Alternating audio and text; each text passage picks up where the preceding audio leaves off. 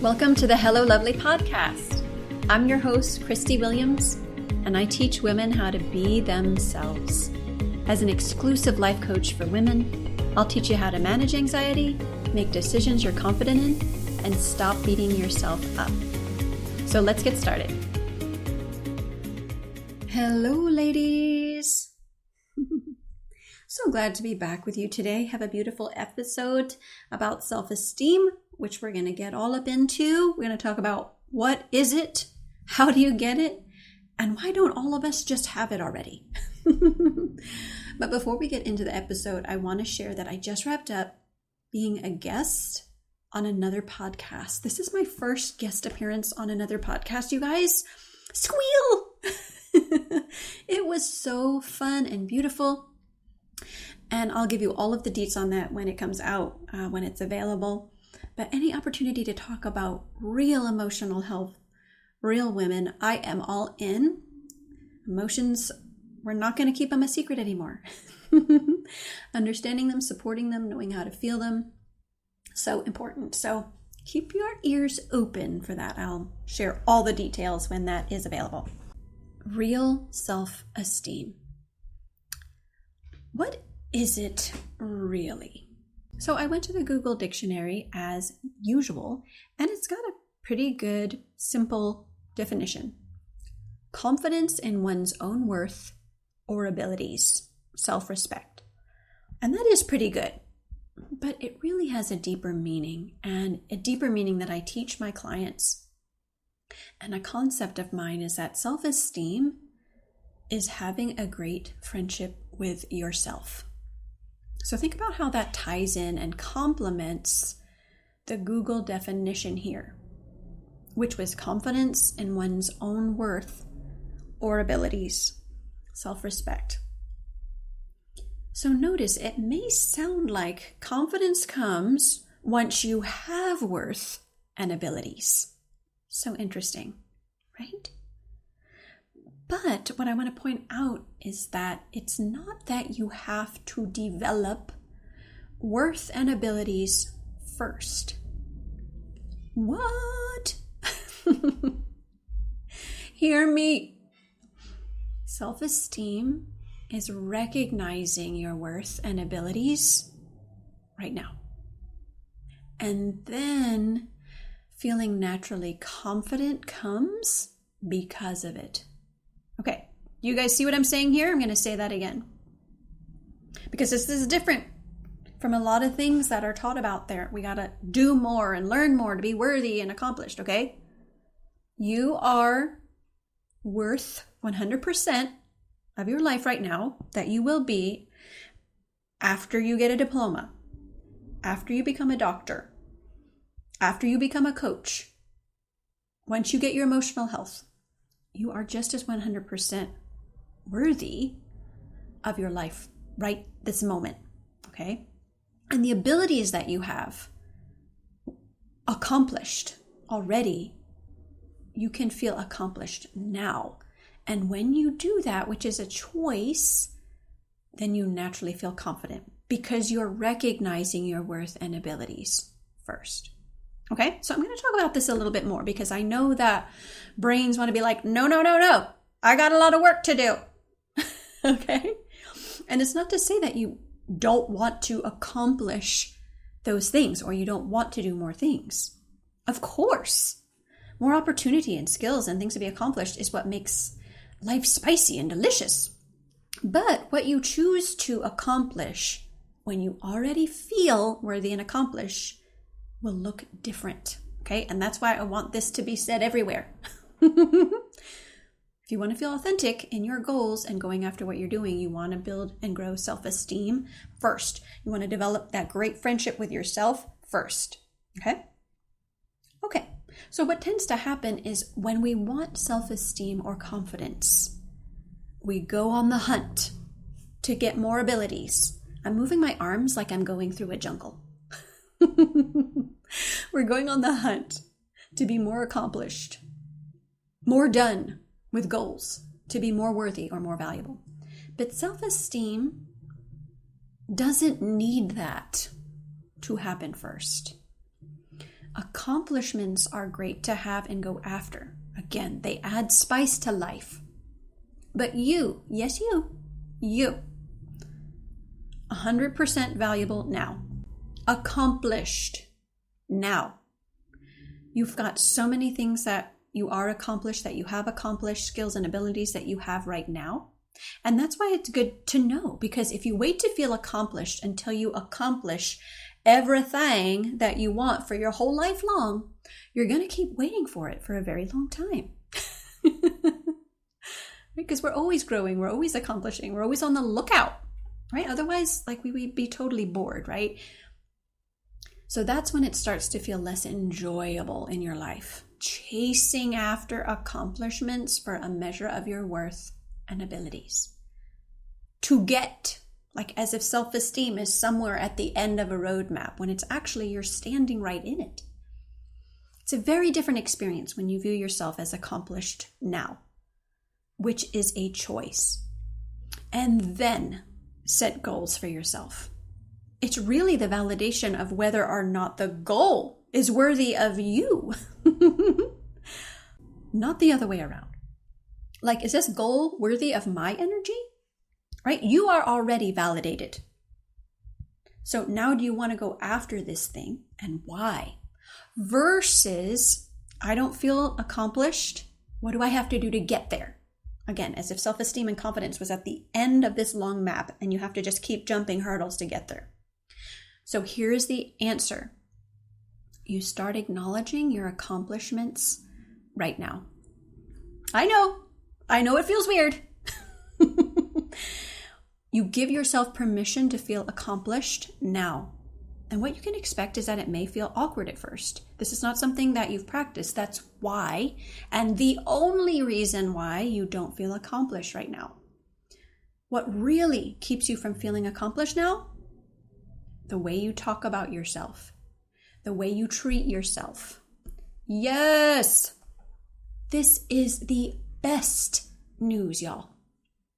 This can change today. Today, right now. You listening to this podcast? It can change right now. Before changing anything else. Right? So we don't stop in all the goals we're working on and just give up. I'm just accomplished. I'm done now. When you feel accomplished, you are driven towards authentic goals with more gusto. I don't have that written down. It just came to me, but I love it. You go after your goals with more gusto. Your life is more enjoyable because you are authentic, living in it, not chasing the feeling of accomplishment, not chasing some elusive self-esteem or hoping to get it someday. Feeling clear and validated doesn't come from stuff, and it doesn't come from achievements. We know this because you already have them. And you still identify yourself as having a lot of work to do, right? I'm on to you.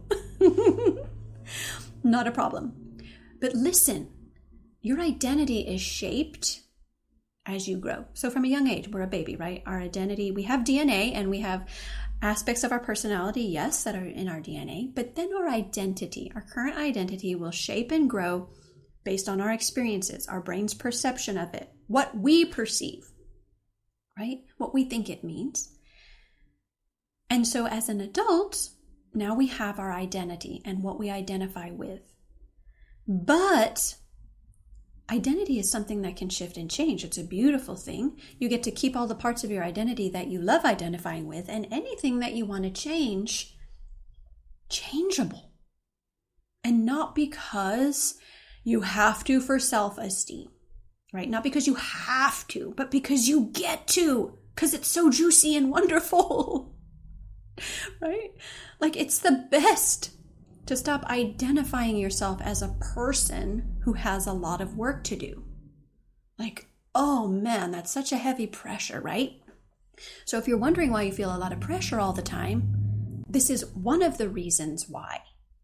Because if you continue to identify yourself in a certain way, the way you talk to yourself, the way you talk about yourself, the way you treat yourself, by yourself or in front of people, it's going to stay exactly the same if you perpetuate it. So you see what I'm saying?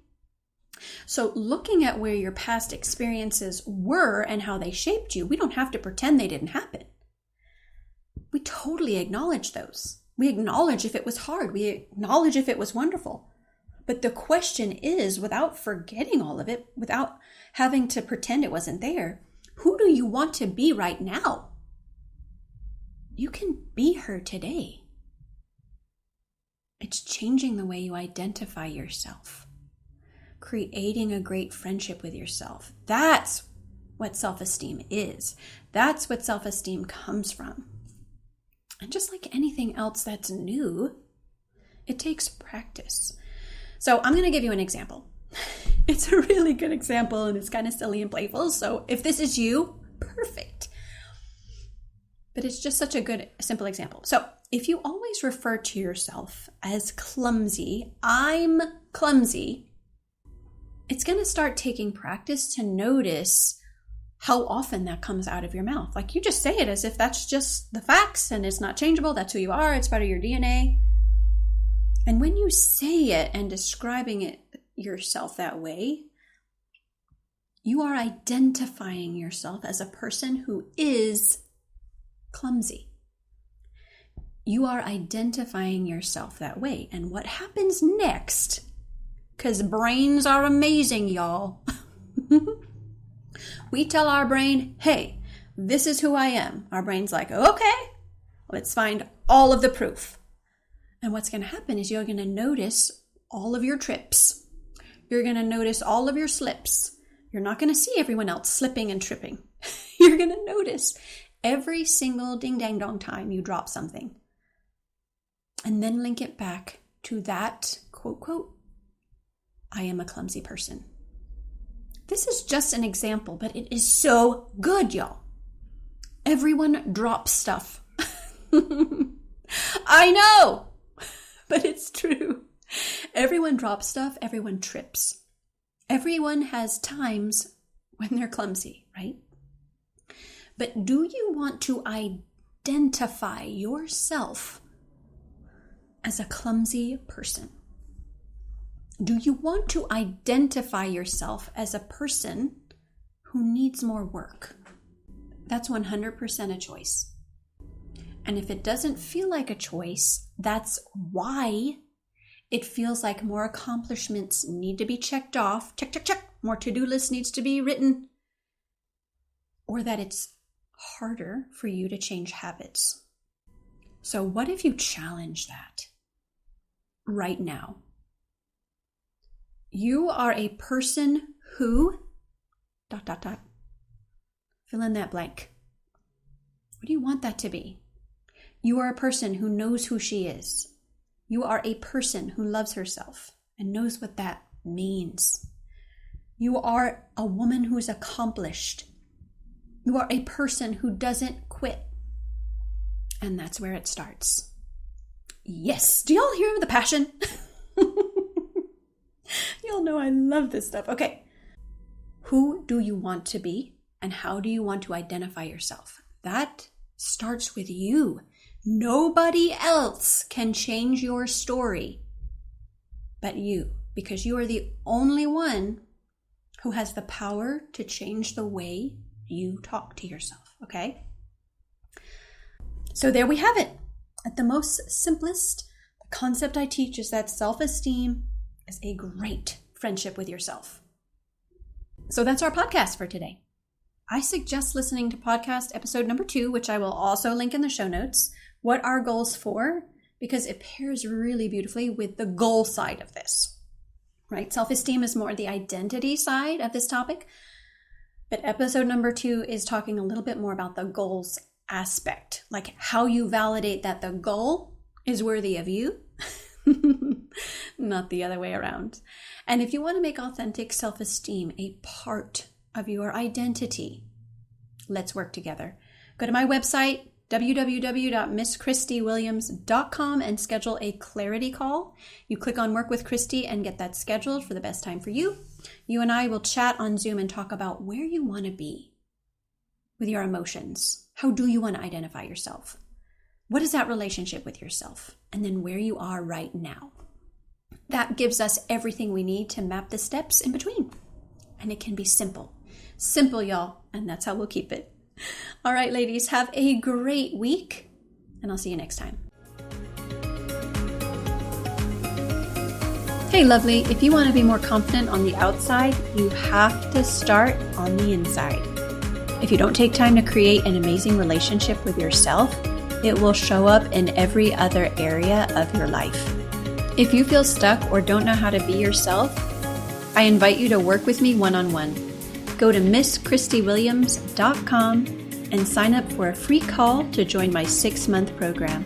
That's MissChristieWilliams.com, and I'll see you in session.